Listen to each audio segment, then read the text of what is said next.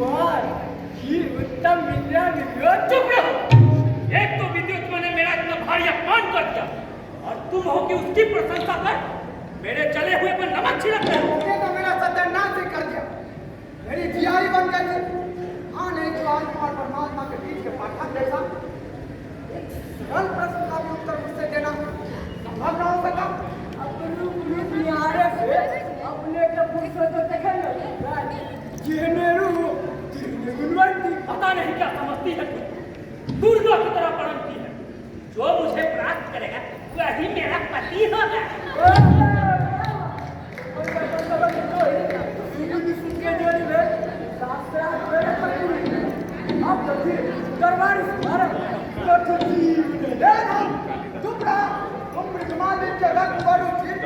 और मूर्छा से प्रचंड विचार को तुम सुन कहने की दृष्टिता कर रहे हो। एक विचार को तुझे दंड मिल सकता है। यह छप्पन मिली अपन हार है। अब बहु के मार तो लोग बाज है। चुप ना जाए।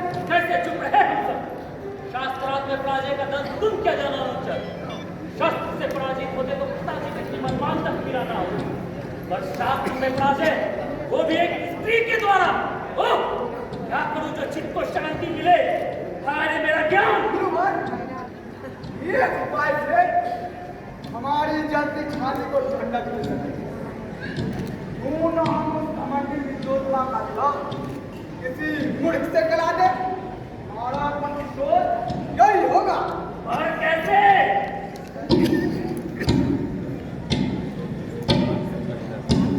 यहाँ वृक्ष देखने मिलवा, यहाँ मूर्ख जिस डाली पर बैठा है यही काट रहा है। डाल कटते ही यह पति दो गिरेगा और हड्डी पसली एक हो जाएगी। उसका इस मूर्ख को भांडी नहीं है। यहाँ हम लोगों के लिए हमारे साथ होगा प्रतिशोध के लिए। क्या नाम है? या तुम क्या कर रहे हो? आओ नीचे उतरो। मैं कलवा हूँ और आप देख नहीं रहे हैं। मैं लकड़ी काट रहा हूँ। अभी मैं लकड़ी काट के ले जाऊंगा तो मैं खाना पकाएगी और हमें भोजन मिलेगा। अभी आप लोग मुझे काम करने दे। अरे तुम नीचे तो उतरो, तुमको अब काम नहीं करना पड़ेगा। तुम्हारा विवाह राजकुमारी से होगा। तुम राजमहल में रहोगे। सुंदर पत्नियां और दास दासियां तुम्हारी सेवा में हर पल उपस्थित रहेगी। तुम जय मां काली, देव जय भगवती। और तुम्हारी मां भी तुम्हारे साथ ही रहेगी। बस एक शर्त है कि जैसा तुम्हें हम कहेंगे वैसा ही करना होगा। तुम्हें मौन व्रत धारण करना होगा। और जब मैं इशारा करूं तो बस एक बार ओम नमः शिवाय कहकर राजन का अभिवादन करना होगा। शेष हर पल मौनी बाबा बनकर रहना होगा। कर सकोगे ना ऐसा? अरे वाह, या तो अभी से ही मौनी बाबा हो गया है। धन्य धन्य देव जय भगवती। कलुआ की करम में कारी कोई नाटक कन्या नहीं निकल चले। कहिया से एकर मारे कर बिहार के लेल अपसिया चले। केते कमला पार्टी केलक। जोरा छागर बचला। देखियो भगवती की कृपा। का करियो ने बेटे चले। हां गोरी की राजकुमारी बेटे। या यो पंडित जी। आप सबके ऊपर भगवती जान ले चला। ये हे मेरी प्रकार छी। पापच। उस सर्व संपन्न सुंदरी गाय उच्च बात तलवार मेरी बकरा वाला सब मेरे छते। उर्जन उपार्जित विद्या, उर्जन उपार्जित धर्म, उर्जन उपार्जित नारी अग्रे अग्रे खावर। जो विधाता ने भाग्य में लिख दिया है वो तो होकर रहेगा। उच्चैठ भगवती काफी जागृत, वो चाहेगी तो ये भी विद्वान बन जाएगा। तुम इसकी चिंता मत करो। तुम इसके लिए रेशमी वस्त्र लाओ, इसे सजाने संवारने का प्रबंध करो। शीघ्रता से कार्य करो, बहुत कार्य करना बाकी है। चलो।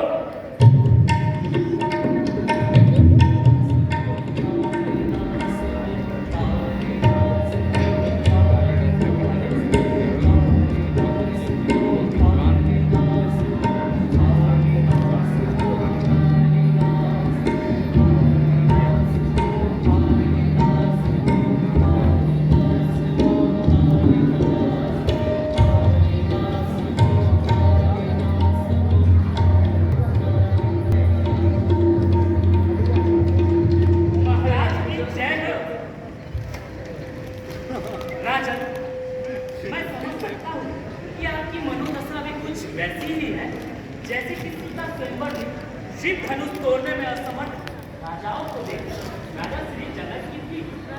पर इन्हें योग्य पुत्र का पिता होना ही चिंता करता है।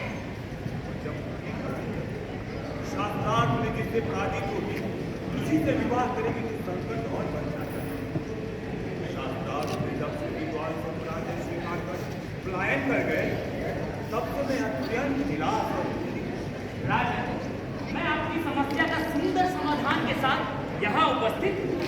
यह है कल गुरुकुल के सर्वश्रेष्ठ छात्र काली सुदर्शन सदाचारी उच्च कुल बोध और संपन्न परिवार इस युवक की जीवा पर सरस्वती का वास सकल शास्त्र कंठाग्रह यह नवयुवक वीर भी है और वीर जी है।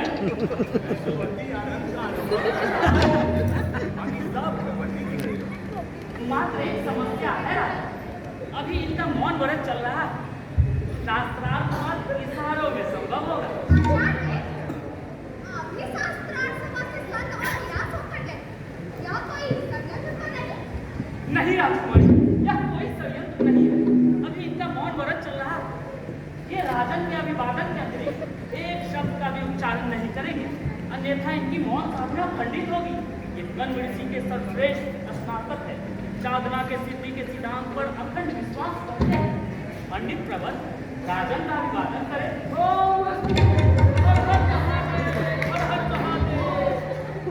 राजन, आपकी सभा स्तब्ध है कि आखिर में पंडित प्रबल ने क्या कहा। असल में पंडित प्रबल ने आपका अभिवादन इस श्लोक के साथ किया है। उमिया सहितो रुद्र संग्रह शूल पानी वृत रक्षतु तमा महिपाल दंताल बलगर्वित। मौन व्रत के कारण पंडित प्रवर ने चारों पदों के अध्याक्षरों को मिलाकर एक शब्द से आपका अभिवादन किया है। जैसे आपकी इच्छा चाहिए, मैं साहित्यिक शास्त्र शुरू कर दूं। मेरे संकेतों का भाव किससे समझना होगा? तदनुसार उत्तर देना होगा। मेरा पहला प्रश्न है। मेरा ईगो आंख खोलेगी, मैं इसका दोनों आंख खोलूंगा। वाह वाह, क्या सुंदर प्रश्न और क्या विलक्षण उत्तर। राजकुमारी, आपका प्रश्न तो यही था कि ब्रह्म एक है। और देखिए पंडित प्रवर का उत्तर, उन्होंने 2 उंगलियों से संकेत देते हुए बताया है कि ब्रह्म के साथ माया की सत्ता को नकारा नहीं जा सकता। माया और ब्रह्म ईश्वर का निर्माण करते हैं। आत्मा नहीं तो फिर परमात्मा कहाँ, भक्त नहीं तो भगवान कैसे। शिव और शक्ति की संयुक्त अर्धनारीश्वर शक्ति सृजन का मूलाधार है। मैं आपको शांत रहे। ये प्रश्न के उत्तर से पूरी तरह संतुष्ट हूं। अब मेरा दूसरा प्रश्न है। थप्पड़ से मारेगी, हम इसको भूसा से मारेंगे।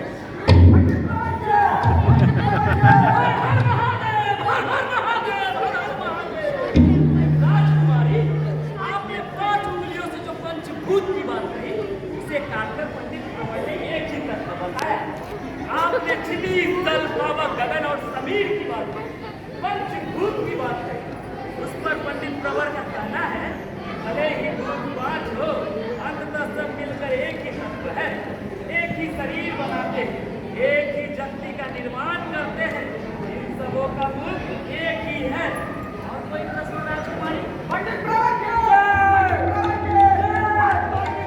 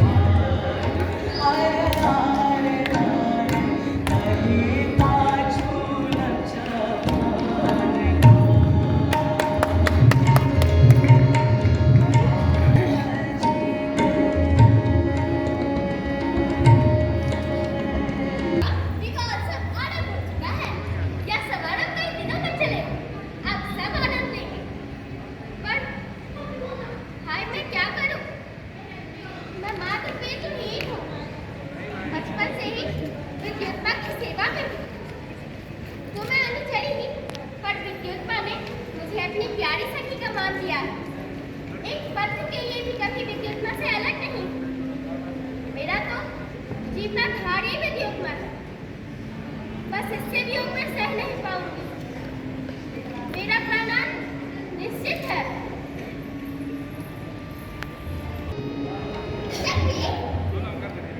अरे ओ सखी, सूरज कब का उदित हुआ और मेरी सखी अभी तक सुहाग रात की कुंवारी नहीं है। चलो नक्षत्र दिखाओ, जुबन से दिखाओ, केली कथा सुनाओ। आज मैं बोलने वाली नहीं हूँ। अरे तुम चुप क्यों हो? क्या रात भर में स्वामी ने सारा दस उसका तुम्हें चिट्ठी बना दिया? कहाँ है श्रीमान?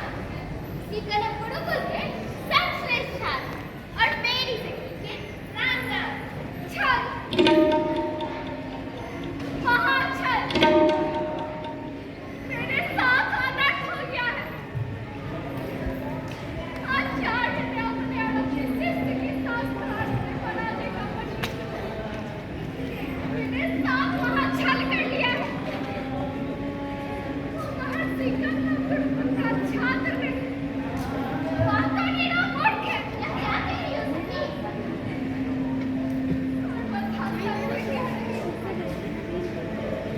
तुमसे ना कहूं तो किससे कहूं? तुमसे तो अपने हृदय की बात करती हूँ। तुम ही तो मेरी प्यारी सखी हो। सुहाग सेज पर मैंने पूछा, अस्तुर कश्चित बाग विशेषा। अरे उसके लिए तो काला सफेद बराबर है। उसे तो केवल सवारों के पशुपालकों की ही भाषा समझ में आती है। उसे संस्कृत तो नहीं आती। वो पारसी अपना भी ठीक से नहीं बोल पाता। मेरे सरकार ने पढ़वा रोने लगा और रो कर आचार्य की छल की पूरी कहानी खटखटी शोध में इतना अंधा कैसे हो सकता है? डैडी से मेरी बात सुनो। माता पार्वती के विवाह के समय विचित्र भाव भंगिमा देखकर मैं ना बहुत रोई। पर बाद में हुआ क्या? तुमने भी गिरिजा की पूजा की है। सब कुछ अच्छा ही होगा। पर वो है कहाँ? रात में ही चुपके से भाग गए। मैं तो नियति को स्वीकार कर लेती, पर अब मैं भटकता बनकर जीना नहीं चाहती। इस दोनों की व्यवस्था कर। मैं गले में बांध कर नदी में डूब मरना चाहती हूँ। अरे मेरे दुश्मन, अरे आचार्य जिन्होंने छल किया है, तुम तो स्वयं ही दोषी हो। तुम्हें मैं क्या समझाऊं? किसी भी संकट का सामना किया जाता है, न कि हटकर पलायन। आज हत्या महापाप है। जब कोई बात अपने हाथों में ना हो तो सब कुछ घड़ी के ऊपर छोड़ देना चाहिए। अरे मुझ में तो किसी के सामने जाने की साहस ही नहीं है। इस आखिरी दिन के प्रसंग ओह, कैसे उन्हें मैं अपना चेहरा दिखाऊं? क्या करूं कुछ समझ नहीं आता। दुख और सुख में यही तो अंतर है सखी। दुख कहने से घटती है और खुशी कहने से बढ़ती है। कहना तो पड़ेगा। चलो चलते हैं।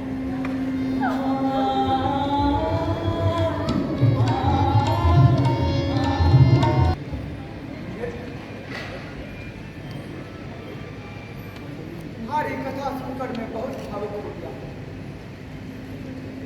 उनका प्रत्याग कर उच्चैठ भगवती के मंदिर में तुम्हारा रसोईया बना और नदी विकराल नदी को देखकर छात्रों द्वारा मंदिर में दीप जलाने से निकाला। फिर तुम्हारे द्वारा विकराल अंधेरी रात भारी वर्षा और तूफान के बावजूद भी नदी विकराल नदी को पार करके उच्चैठ भगवती के मंदिर में जाकर दीप जलाकर पूजा करो। और निशानी के लिए माता के मुख पर कालिक लगाते समय माता का स्वयं प्रकट हो। तुम्हारा मन बदल गया। तुम्हें आशीर्वाद देना। सचमुच वह सब तो उनकी ही कृपा का प्रतिफल है। अब तो उसी उच्चैठ भगवती की कृपा। विद्युत्मा के संवर के समय आचार्य मेरा परिचय ऋषि कनम के शिष्य के रूप में ही दे रहे हैं। दूसरा, जब भगवती ने मुझे साक्षात दर्शन देकर वरदान दिया, तब भगवती ने भी मुझे अपने विषय चाहता अपनी मातृभूमि से इतने समय से इतना दूर रहकर ना तो एक पल के लिए अपनी मातृभूमि को भूला और ना उस उच्चैठ भगवती को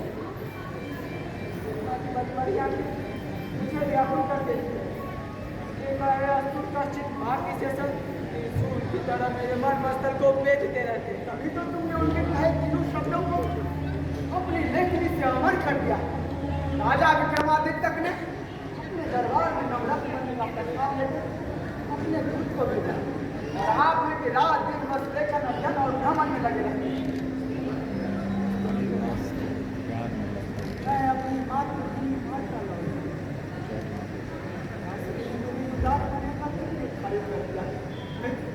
मैं तुमसे एक चीज मांगना चाहता हूँ, बताओ दोगे ना? क्या? मैं पहले वचन दूँ।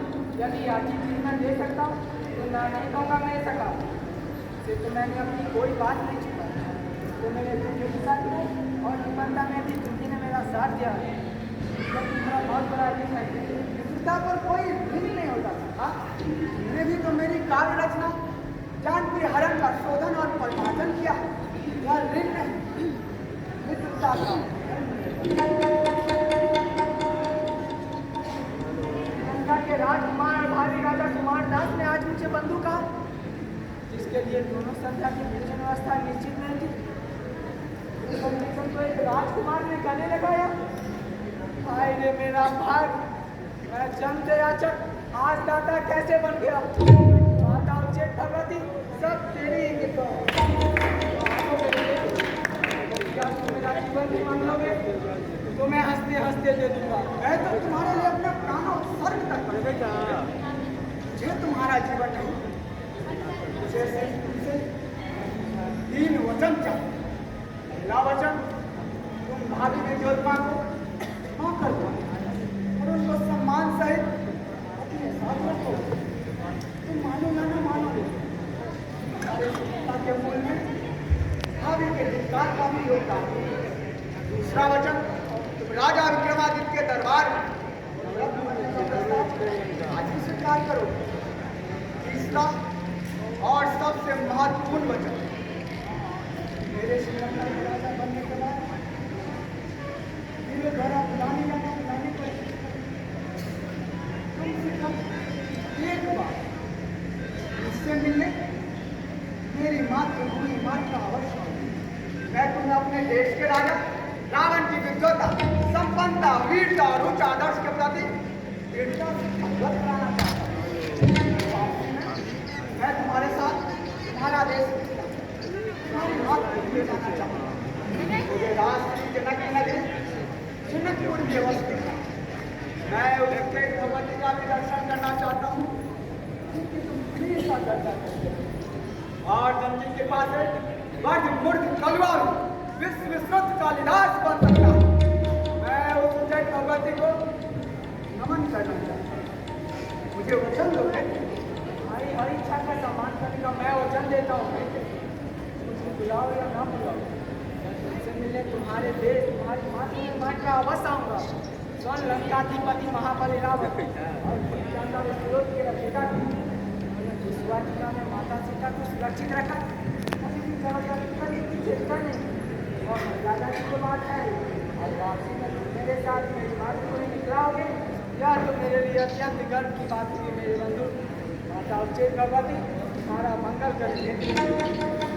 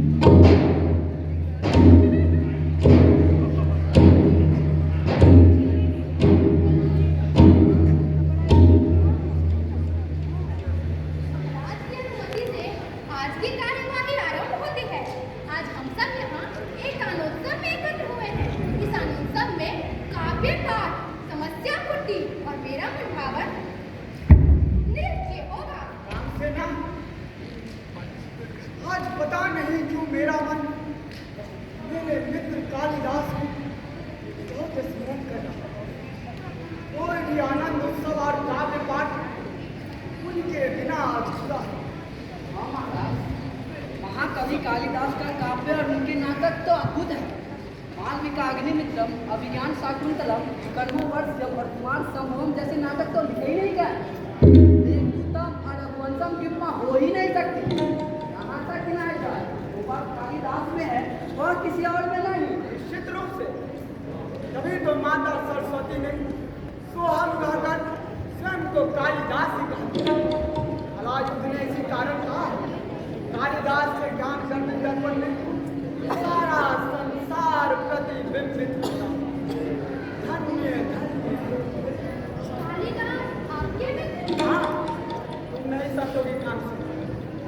कालिदास मेरे अनंत सखी, मेरे अद्वितीय बंधु, मेरे अनुपम प्राणाधार हैं। उन्हें मुझसे वादा किया है, वो मुझसे मिले, मेरी मातृभूमि मात्रा अवश्य आए। मैंने भी उनसे वादा किया वापस में मैं भी उनके साथ उनकी मातृभूमि मिथिला जाना चाहता हूँ और महामूर्ख से महान विद्वान बनाने वाली जय भगवती का दर्शन करना चाहता हूँ। क्रांति की जनक भूमि मिथिला की माटी अपने माथे पर लगाकर मैं भी धन्य होना चाहता हूँ। क्या नहीं मेरी महाराज, तब ईश्वर की इच्छा है। उस समस्या पर विचार का आदेश दिया जाए महाराज। आज तुम समस्या पूर्ति के प्रति अत्यधिक उत्सुक हो काम से ना। आपकी प्रियावत रहने के लिए मेरा यह पुरस्कार देना अवश्य है महाराज। हाँ मंत्री, समस्या पूर्ति आरंभ की जाए। उपस्थित सुहृदय जय, समस्या पूर्ति के विषय में आप सब जानते हैं कि इसकी पहली पंक्ति आप सबको पूर्व में ही दी जा चुकी है। फिर भी मैं समस्या का पहली प्रति पढ़ूंगा और आप सबको बारी बारी से इसके समाधान के लिए दूसरी पंक्ति पढ़ेंगे। जिसकी दूसरी पंक्ति सर्वश्रेष्ठ होगी उसे 10 सहस्त्र असर्बी का पुरस्कार दिया जाएगा। समस्या की पहली पंक्ति इस प्रकार है। कमले कमलोत्पत्ति सूर्यादि न तु प्रियसते, अर्थात कमल से कमल उत्पत्ति सुनी तो जाती है पर देखी नहीं जाती। वाले तब खाम बोले कथमिन दिवटनम, अर्थात हे सुंदरी, तब तेरे मुख कमल से दो नयन कमल कैसे निकल रहे हैं? इस सब प्रथम समस्या पूर्ति ने तो मुझे मेरे मित्र कालिदास का स्मरण करा दिया। इतना सटीक और सरल जवाब कालिदास छोड़कर दूसरा कोई दे ही नहीं सकता। काम से ना सच सच बताओ, क्या तुम्हारी भेंट कभी कालिदास से हुई है? नहीं महाराज, मैं किसी कालिदास से कभी नहीं मिली हूँ। फिर तुमने अपने लिए सवाल शब्द का प्रयोग कैसे किया? कालिदास मेरे मित्र। सच बताओ, कहाँ है मेरे मित्र? वरना अभी अपने हाथों तुम्हें प्राण दंड देता हूँ। सारी बातें सच सच बताओ, कदाचित तुम्हें प्राण दान भी दे दूं। तुमसे भगवान और बन का एक सुंदर व्यक्ति मेरे दरवाजे पर आया और उसने रात्रि में आश्रय की याचना की और सुबह आपसे मिलने की बात कही। मैंने समस्या पूर्ति पर सोचने के लिए समय की आवश्यकता के कारण आश्रय देने से इनकार कर दिया। फिर उन्होंने समस्या पूछी। मेरे कमले कमलोत्पत्ति सूर्यनाथ दृश्य के पढ़ते ही हठात उनके मुंह से निकल गया, वाले तब खां भोजे कथमिंदी वर्तयम। मैंने उनको आश्रय दिया, किंतु पुरस्कार के लोभ में मैंने भोज लूटा, दूध में कृष्ण लाकर उन्हें खिला दिया और अपने घर में ही गाड़ दिया।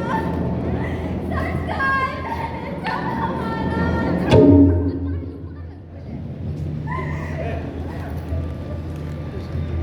मित्र!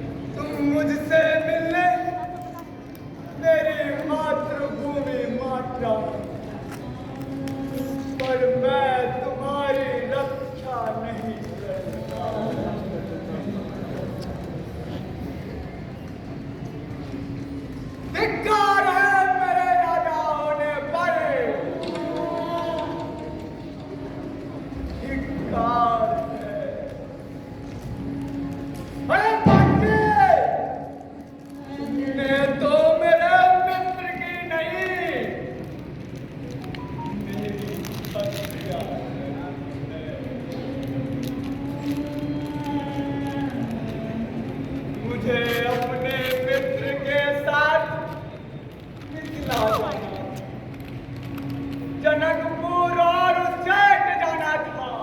इस नागिन को प्राणदंड दिया जाए, इस नागिन को प्राणदंड दिया जाए, इस नागिन को प्राणदंड दिया जाए। इस नागिन को प्राणदंड बाद में देना। पहले इसके घर ले जाओ, तो वहां से मेरे मित्र कालिदास को यहाँ लाओ। सर्वश्रेष्ठ राज के सम्मान के साथ चंदन की चिता सजाओ। युवराज को बुला लो।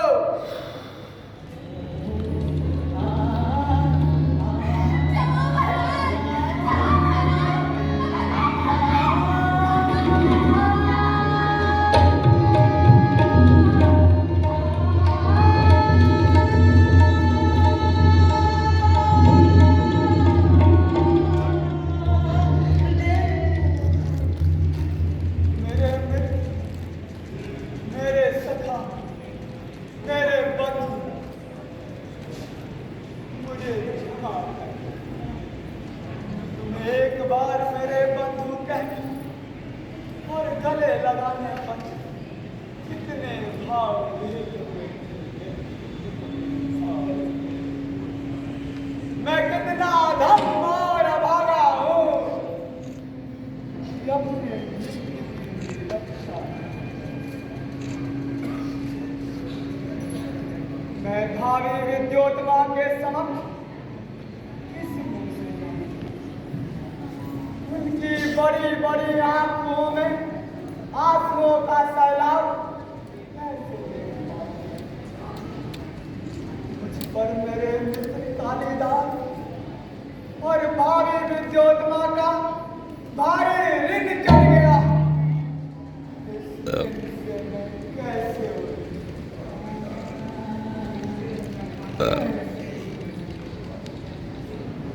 महाराज, महाकवि कालिदास सीतापुर राज्य के सम्मान के साथ नगर के मध्य दक्षिण क्षेत्र में सिंधी नदी के मुहाने सजा दी गई है। राजमहल के सामने ही वह क्षेत्र है। राजकुमारी मुखाग्नि नहीं, मैं अपने मित्र को मुखाग्नि प्रजा के पापों का प्रायश्चित राजा को स्वयं करेगा।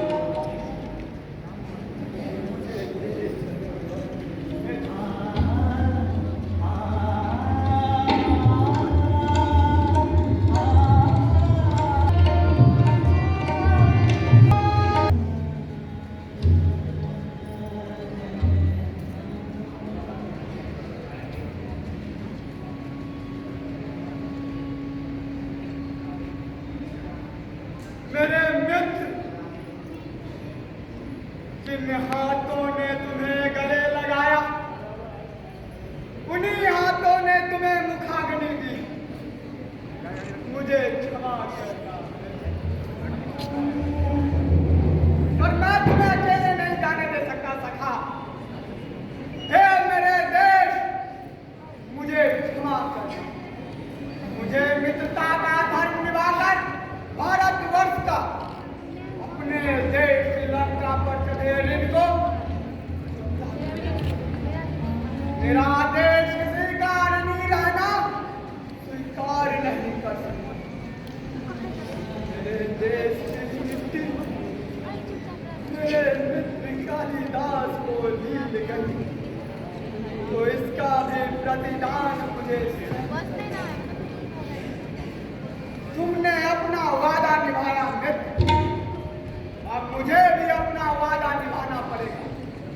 इस गंगा नील नदी के तीर पर तुम्हारा और मेरा महाप्रयाण साथ साथ होगा। मैं आ रहा हूँ मित्र, मैं आ रहा हूँ।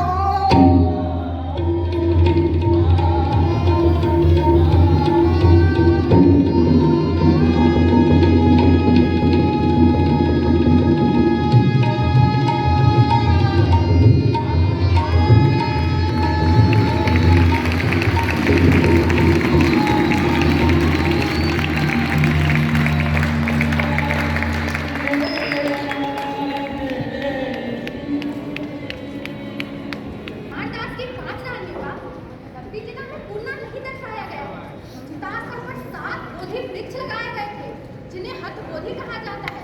इनमें से 6 हथबोधि आज भी माटा के विभिन्न क्षेत्रों, तो माटा पुलिस स्टेशन, एक गवादा बेटिया, एक बेली बेटिया, एक